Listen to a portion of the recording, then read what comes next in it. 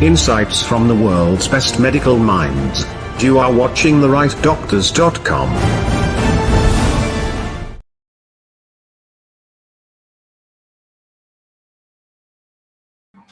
Hi, it is almost 4 decades since ART technology has come into existence. In this last 4 decades, the technology has progressed very fast and their indications have also increased. The recent and the newest indication for doing assisted reproduction is oocyte cryopreservation to preserve future reproductive potentials. And I'm going to talk about this. Now, the oocyte freezing has a long history of failures. The clinicians tried to freeze the oocytes from middle of 20th century. But the first pregnancy with oocyte freezing was reported by Chen in 1986. After that, there was hardly any reports of pregnancies occurring in the literature because the slow freezing method of freezing the oocyte was not met with a lot of success. As the technique of freezing the embryos and the gametes improved, and there was emergence of freezing of the gamete and embryo by vitrification, the oocyte freezing technology started showing efficiency and success. And the first pregnancy following oocyte vitrification was reported from Australia by Townsend in 1999. So what is this vitrification process? Unlike slow freezing, vitrification process of freezing the oocyte involves high concentration of cryoprotectants added and then ultra rapid cooling of solutions in cells of the oocyte into a glass-like state without formation of ice crystals.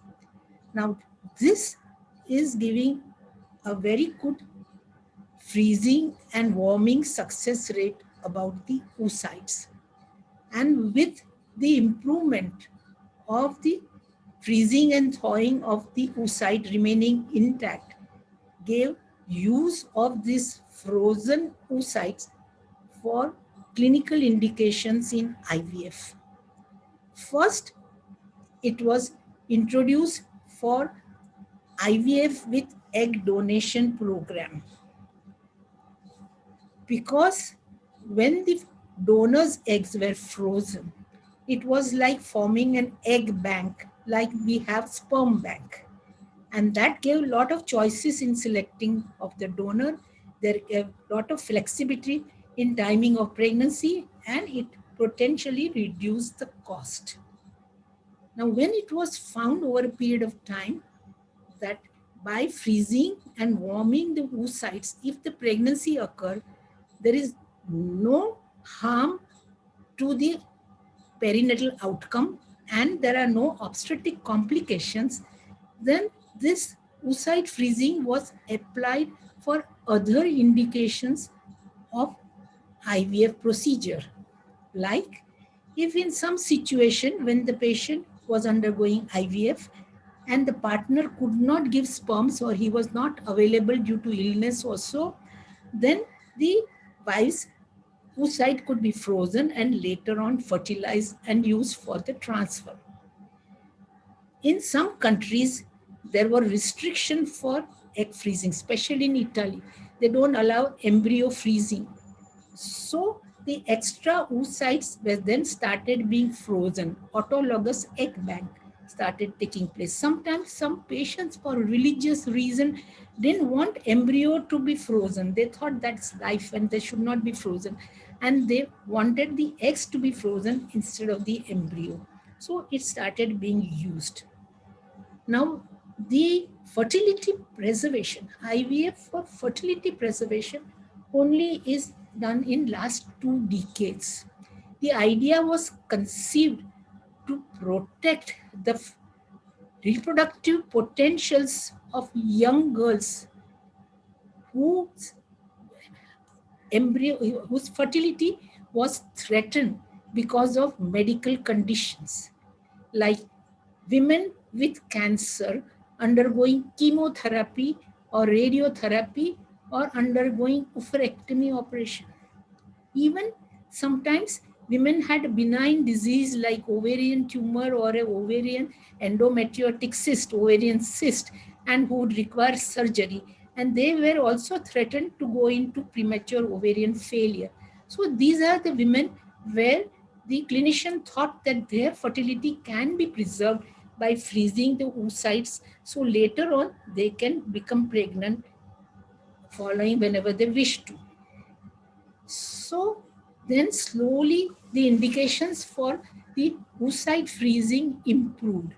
And today we also do the oocyte freezing for some genetic conditions which are likely to cause premature ovarian failure like BRCA mutation, Turner syndrome, fragile 5 permutation, and deletion of X chromosomes. The fertility preservation by oocyte freezing is also advised in transgender men who are originally female at birth. And of course, women wanting to preserve their age-related fertility loss and preserve their fertility so that they can become pregnant at late age. So this is called as elective fertility preservation.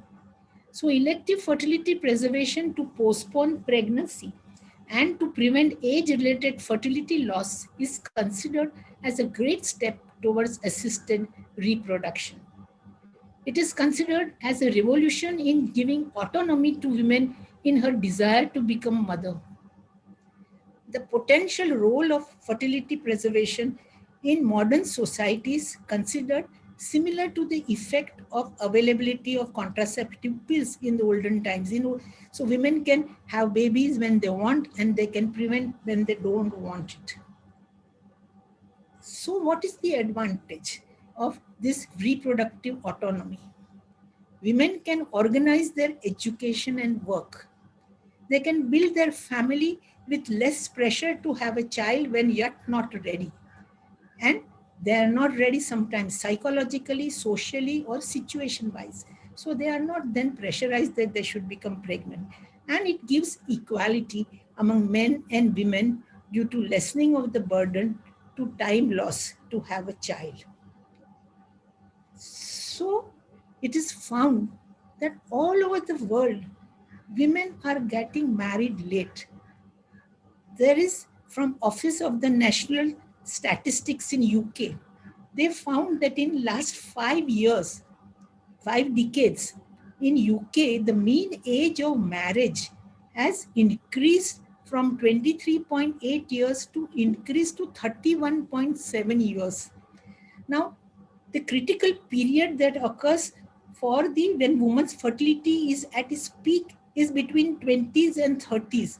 And that time women don't want to get married because they want to study or they want to work. And therefore, they face those who want children, they have to face to choose between whether they should follow their chosen pathway or should get married and have children. So it is found that there are many reasons why there is delay in starting family. First of all, when their women grow older, they choose their partner. They just don't get married for what their parents tell them to get married. So they have not met a suitable partner. Their finances may not be good enough for them to say, let's have a family. And of course, they have not completed education, or there may be personal or professional situation. And sometimes women delay the pregnancy because of lack of knowledge. Women underestimate their age-related fertility decline and overestimate their ability of ART technology to give pregnancy with their own gametes.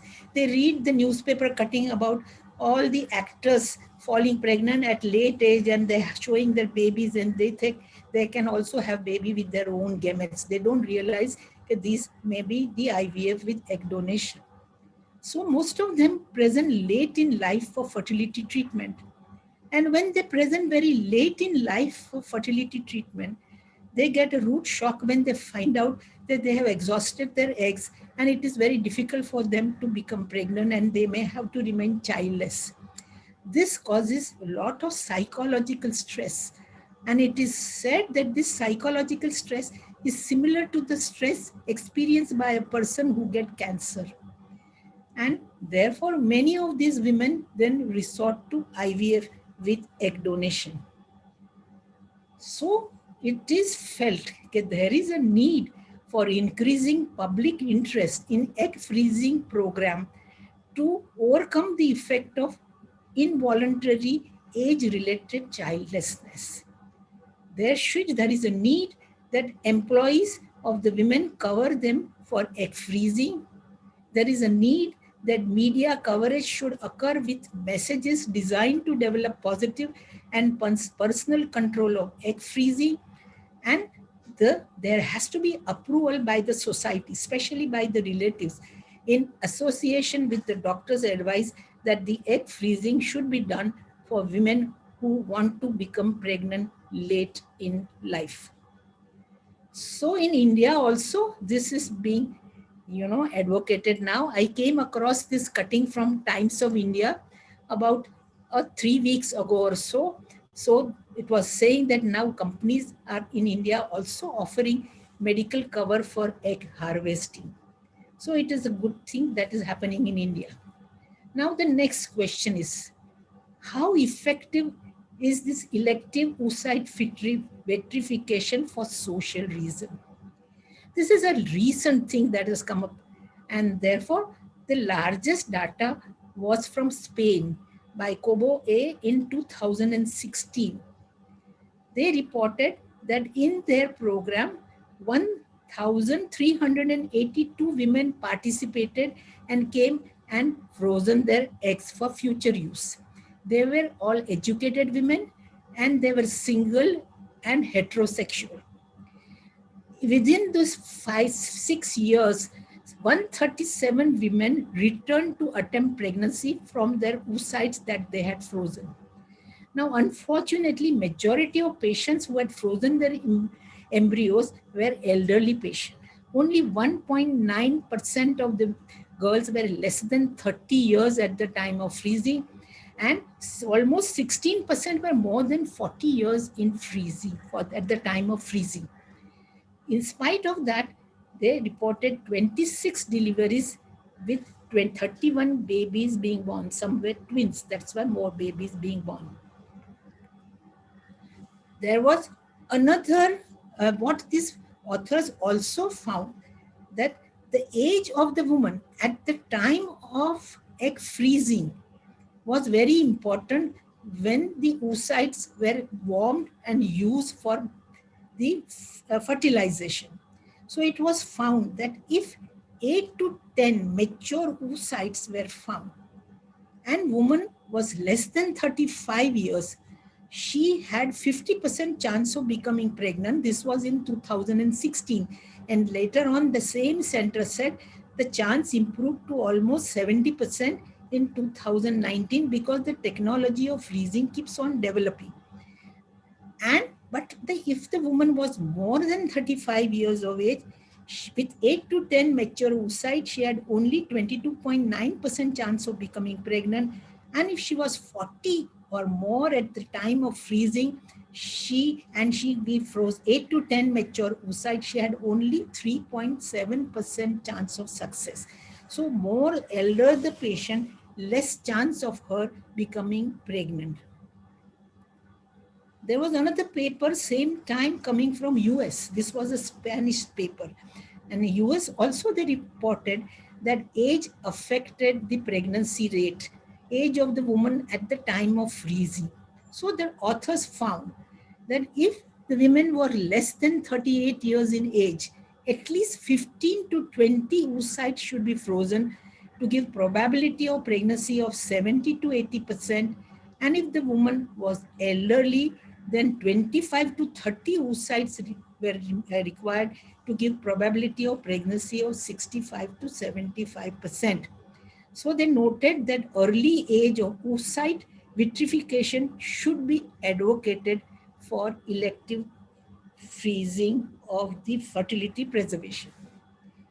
Recently, in Fertility Sterility Journal, in June 2001, the planned oocyte cryopreservation of 10 to 15 years was published from New York.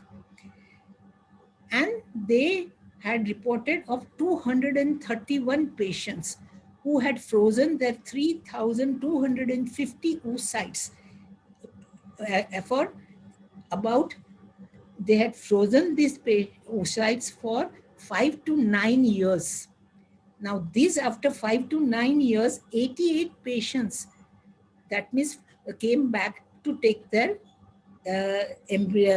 eggs to have a baby. And at that time, the age of the patient was 43.9 years, almost average age was 44 years. Some of them were 50 years when they came back to take their embryos. And what they found was 60 had at least one embryo transfer, 20 had their embryos arrested or they were abnormal embryos, aneuploidy, and 27 out of 60 had a live birth of 32 infants, live birth rate of 32.8%. Now imagine if a woman without freezing her embryo came at the age of 44 years and said, I want to have a baby, she would have hardly any chance to have pregnancy at that age. But because she had frozen her embryos about 5 to 9 years before, she had then chance of having 32.8% chance of becoming pregnant. So overall, the success of oocyte freezing depends on age of the patient at the time of egg freezing, the number of eggs that we retrieve. Many patients require 1 or 2 attempts to freeze their eggs, number of cryopreserved oocytes which are warmed, and experience of the lab which is freezing it. So it is said that if 10 oocytes are warmed for insemination, if patient is less than 35 years, she has 43% chance of pregnancy. But if the patient is elderly, more than 35, she has 25% chance of pregnancy. So if patient is more than 35 years, oocyte should be more than 20 for thawing. So this is what everybody say the age affects us. Now, how is this process of oocyte vitrification done? To obtain many eggs, the woman requires fertility injection, gonadotropin injection. And the stimulation with gonadotropin injection starts on 2nd or 3rd day of her menstrual cycle. But because in egg freezing, we are not doing any embryo transfer. So in patients who are for oocyte freezing for cancer, they have very short time to collect eggs. So for them patient, it's found that even if we start random start in the menstrual cycle or do double stimulation, both in follicular and luteal phase, enough eggs can be obtained to freeze for the subsequent use. Because when we want many eggs, there is always a small risk of ovarian hyperstimulation of the ovaries. And to prevent that, it is suggested that to use GnRH antagonist protocol.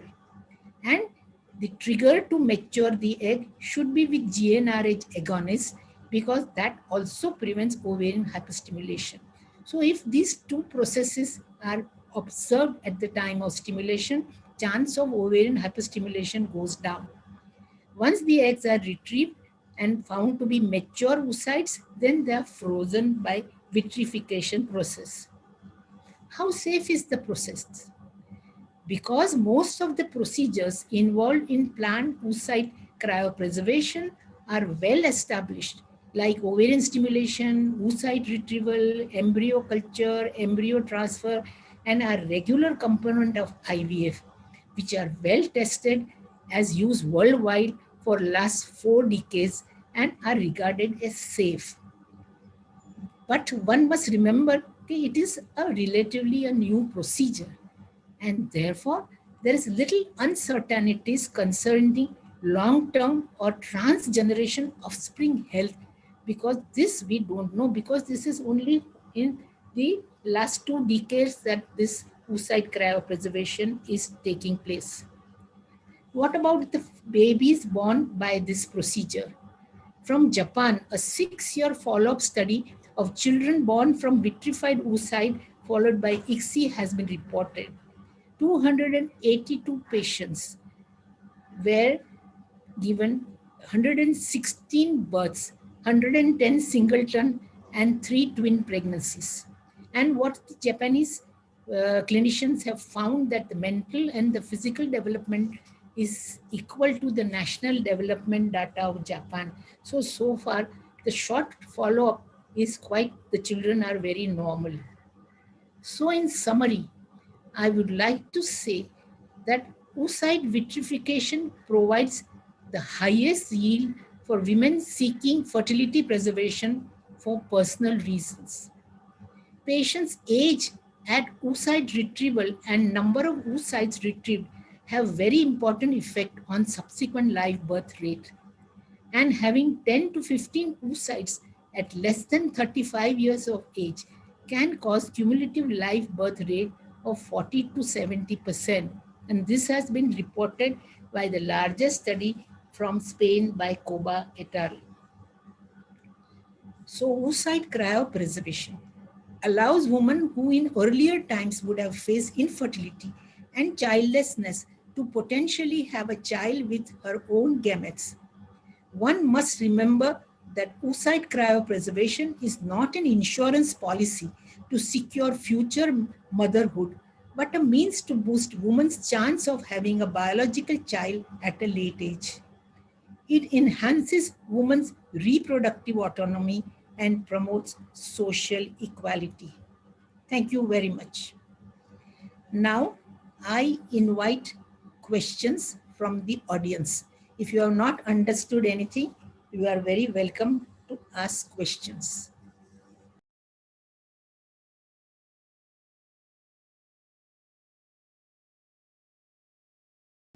That has been asked to me, that the total cost of oocyte freezing takes up to 1,70,000 in India. Are there any possibilities in future that this procedure will be affordable to everyone? So what I want to tell you is this: there are two components of expense in oocyte freezing for social reason. One is the cost of IVF. You have to stimulate the ovaries to produce many eggs. You have to monitor the cycle. You have to retrieve and find out how much are the oocytes. One attempt or 2 attempts, till at least 10 to 15 oocytes in young patients are obtained. Then that is one cost. So that cost is similar to cost of IVF anywhere in India. And second is the cost of freezing. Now the cost of freezing is, it has to be maintained. And for maintenance charges are yearly basis. So if the patient comes very quickly to take back her eggs, say in 2 years or 3 years time, it will cost her less. But if she comes after 10 years to take back her eggs, it will cost her more. So the cost varies according when the patient comes back to take her eggs back to fertilize it and have a baby. The second question is, are there any exceptional cases where the process of oocyte freezing cannot be performed in a patient? Yes, there are cases where the oocyte freezing cannot be performed. Oocyte freezing cannot be performed in pre-pubertal girls who have not started their menses. This is especially for cancer patients, not for oocyte social freezing, but cancer occurs even in pre-pubertal girls. For them, they have to freeze their ovaries, ovarian tissue rather than oocytes because they have not started their menstruation. The oocyte preservation cannot be done if the woman is almost menopausal and exhausted all her eggs, either due to some medical condition or due to her age factor. Or it cannot be done for women who are medically not fit to take these gonadotropin injections and stimulate their ovaries to retrieve it. So these are the patients where they are not fit to undergo oocyte freezing. Now, next question is, one of the side effects of oocyte freezing process is ovarian hyperstimulation syndrome. How often does this happen? And there are ways to prevent it, or is it purely because of patient's biological factors? Okay, ovarian hyperstimulation usually occurs because we give high doses of gonadotropin to produce many eggs. So there is always a risk of ovarian hyperstimulation whenever an IVF is done, either further with their own gametes to become pregnant in the fresh cycle or subsequent cycles. And therefore this threat is there for many times, and we have already knows the way by which we can prevent this ovarian hyperstimulation, and that is by using the GnRH antagonist protocol, which reduces the chance of ovarian hyperstimulation and triggering the egg maturity not by HCG but by GnRH agonist. The risk is more if the woman has polycystic ovarian syndrome. So this precaution we take for all patients undergoing IVF. So it is not more in women who come for oocyte freezing. It is same for any patient undergoing IVF process. Now, the next question is, are freezing eggs better and effective than freezing embryos? To be very medically correct, the success rate of freezing and thawing embryos give better pregnancy rate than freezing and warming eggs. However, there is advantage if the eggs are frozen over embryos, because it gives autonomy to woman what to do with her eggs in future. If she has frozen her embryos, then in future if she wants to have a baby, she will have to take her partner's consent, who may not give her consent. We don't want a baby at late age, and she may want it. If the patient takes a divorce, then the frozen embryos, there will be dispute who will own the frozen embryo. If she has frozen the eggs, she has the right to decide whether to use her eggs or not.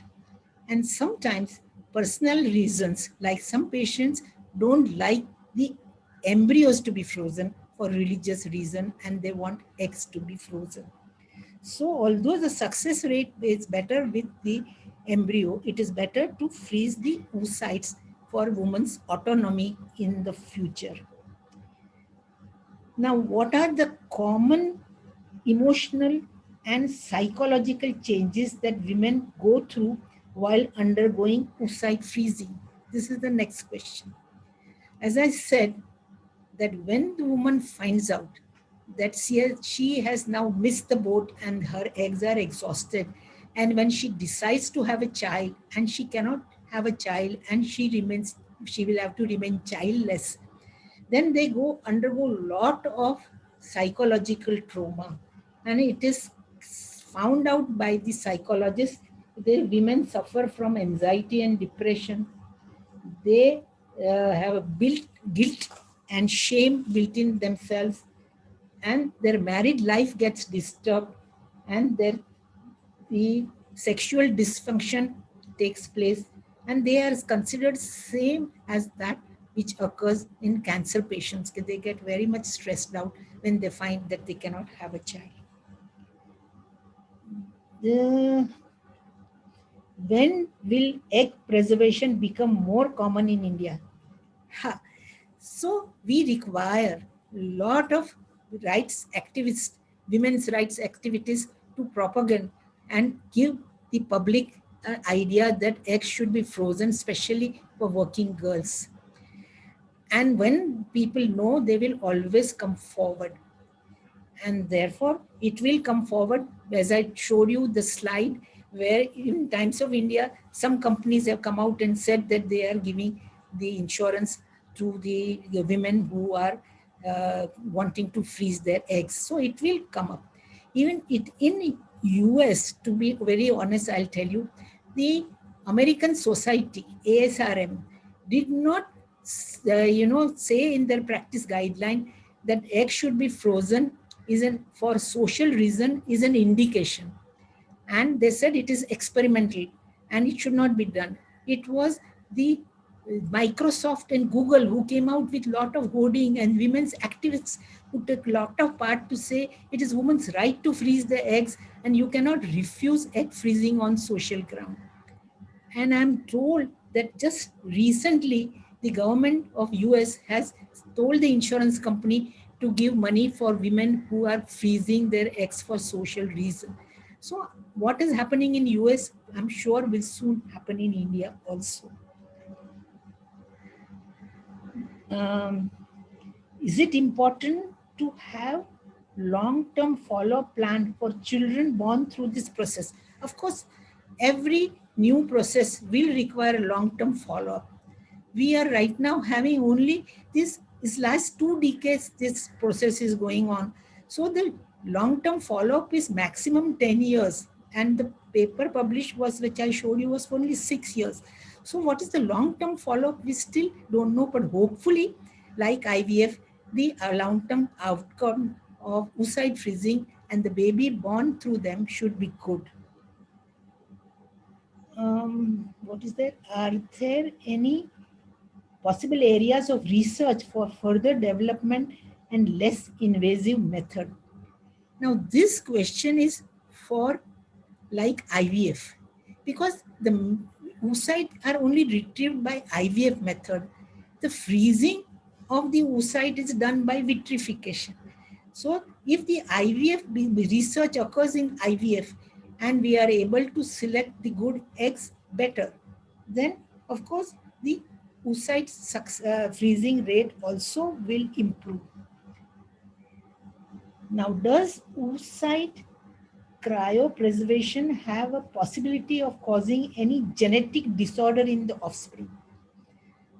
So far, no genetic defects have been found, but one must remember that when women and men come at late age for oocyte freezing, and the male partner's age is also more than 50 years, there is a risk of genetic defect like the some of the defects like schizophrenia and some other defects are likely to occur if the women will come for taking their eggs when the husband's age is 50 years. Because if women come at 43, 45 to take back their eggs, their partner may be elderly, and that elderly male factor can create a genetic defect, not because of the egg freezing, but because the male partner's age when they come to take back their eggs is more than 50 years. What is the procedure that is followed before deciding whether a patient is eligible for oocyte cryopreservation? The main thing is we find out their ovarian reserve. If the ovarian reserve is less number of oocytes will be there for freezing, and success rate will go down, and patients will have to have more attempts to at least have 20 oocytes if she's more than 35. So the cost will go up. So main thing is we look at the ovarian reserve and we counsel. Most important thing is counseling of the patient before when they come for oocyte freezing program. And of course, the general health of the woman, that her hemoglobin is all right, that her thyroid functions are all right, that her heart, her liver, kidneys, and all other functions in her body are normal, and she's not carrying any disease, infective disease, which is likely to be transmitted to the oocytes, like hepatitis C, hepatitis B, or HIV virus. That we check before we take the patient on oocyte program. What is the next? During the treatment, there are drugs given for ovarian stimulation and to prevent premature ovulation. Do these drugs cause any long-term side effects? The drugs which are given to prevent premature ovulation and for ovarian stimulation are being used for last 43 years, and no side effects are found so far. Otherwise, the whole IVF process would have closed down. No patient ever wants to have a baby which is going to give a problem to her in the future. Because the IVF procedure is safe, that's why one of the indication of doing IVF is for oocyte freezing. How long can eggs can be harvested and kept frozen? Eggs can be harvested and frozen for many years, but woman cannot come to take those eggs when she's 55, 60, or 65, because it is not safe for her to become pregnant at that age. So the country has the age limit when the patient can become pregnant, at what age, what is the age limit. In India, it is said that women after 50 years should not undergo any IVF procedure to become pregnant. So usually the age is patient has to keep her eggs frozen up to 50 years of age. Later we can keep it technically, but it is no use to her because she cannot become pregnant because of the laws don't permit her to become pregnant with IVF at late age. What is the maintenance process that is followed to keep the harvested eggs viable for years? Now, the maintenance process is the cryopreservation with vitrification. So they have to be maintained, certain levels of temperatures have to be maintained, the liquid nitrogen has to be replaced, and whatever the precautions are taken for freezing the embryos, same precautions are taken for freezing the eggs. The only point is that while counseling the patient for egg freezing, she should be told that in case she wants to freeze it for a long period of time, and if the IVF unit shuts down this procedure and closes down the IVF treatment, then the eggs will have to be then taken and given to some other place where they can be safely frozen. Otherwise, there is no sense. We can always freeze it as long as the patient wishes. Any more questions? I hope this has satisfied all of you. Thank you. I close the talk.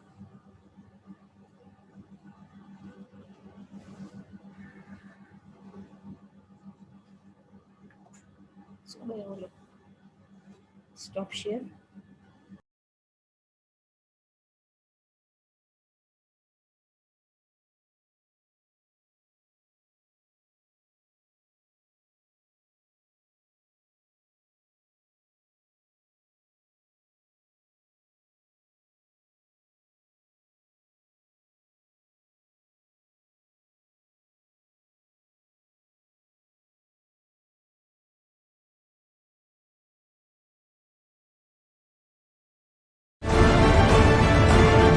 Insights from the world's best medical minds.